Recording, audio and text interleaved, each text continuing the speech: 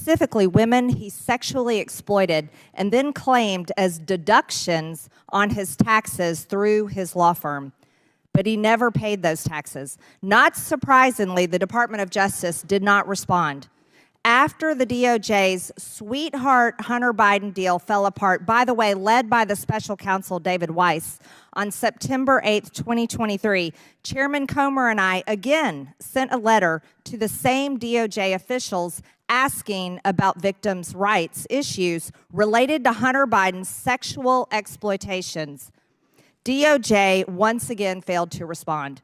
Well, yesterday I found out why they don't want to talk with us. In a new email just released, by the way, from October 2020, could you please display the email?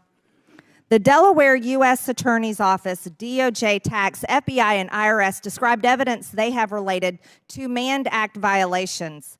By the way, the subject of the email says Mann Act. First, the title, Mann Act. Then it's clear there are charges on the table while the Department of Justice is in hiding from meeting with me. The Department of Justice and IRS email and David Weiss's Delaware U.S. Attorney's Office, the email states there are communications with trafficker number 1 and trafficker number 2, and that Hunter Biden had escorts who traveled across state lines. These women are victims, and the Department of Justice is refusing to protect their rights.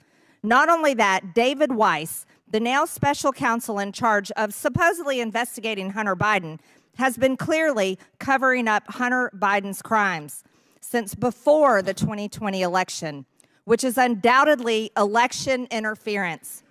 David Weiss is complicit and must be removed from the special counsel.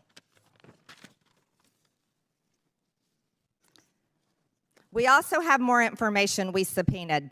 Let me give you an even better example based on an interview with one of Hunter Biden's victims with law enforcement.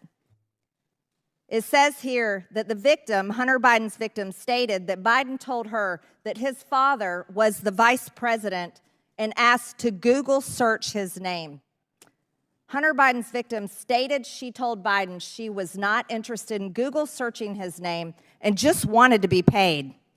Hunter Biden's victim stated that Biden then showed her a picture of his father with President Barack Obama. Don't forget, his father was vice president. Ladies and gentlemen, buckle up because things got heated on Capitol Hill.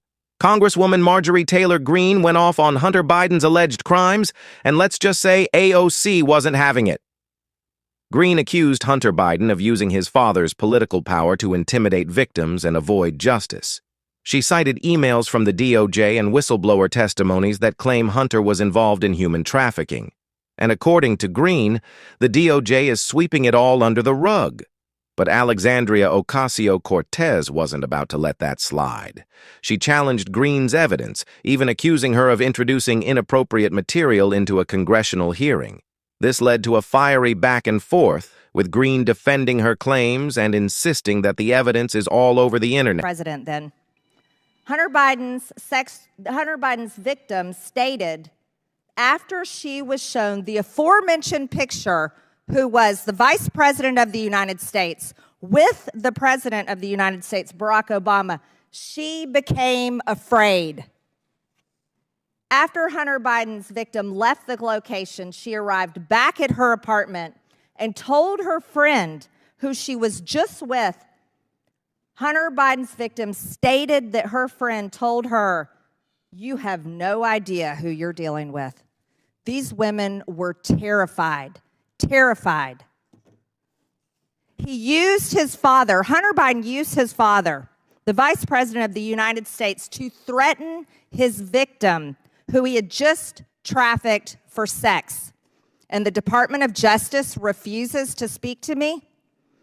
Hunter Biden needs to be held accountable for his sexual exploitation of women. And we've shown more evidence. We've shown evidence. This is what it looks like. This is what Mann Act violations look like. Mr. Chairman, I reclaim my time. I'd like to challenge the use of this Hunter exhibit Biden under should Clause be 6 held of Rule accountable. 17. It is sad that my Democrat colleagues pretend to care about women's rights while allowing Hunter Biden to exploit women. This is a shame. But let's talk about— Chairman, there's a parliamentary challenge before us. The point of order. Chairman, point of order. Who's the point? And we'll stop the clock for you, Ms. Greene. Mr. Chairman, our colleague from Georgia has introduced before pornographic exhibits and displayed things that are really not suitable for children who might be watching. And bathing suit's not suitable, Mr. Raskin? Well, I'm saying I would like the member to be instructed to not introduce any pornography today, at least without running it through the chair bathing first. suit is not pornography, Well, we Mr. can't Raskin. see it from down there, so you didn't make it available to the minority before you started. Seen it before. It's on the internet. It's everywhere. You are submitting a naked woman's body. This is a bathing suit.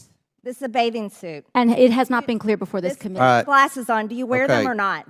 It's a I have bathing contacts in. Thank suit. you. Oh, congratulations. All right. Chair, ask Ms. Greene to proceed. Now let's talk about more evidence the Democrats have denied that's turned out to be true. We all know Joe Biden is the big guy. And we confirmed that Hunter Biden was lobbying his father. Here's another example that was just released yesterday. This is from a timeline from one of the IRS whistleblowers and quotes an email between Vuk Jeremic, a Serbian politician, and Hunter Biden. Did you have a chance to talk with the big man? He's receiving my prime minister on Wednesday. Please let me know if you think that what we discussed back in D.C. can be mentioned in the meeting.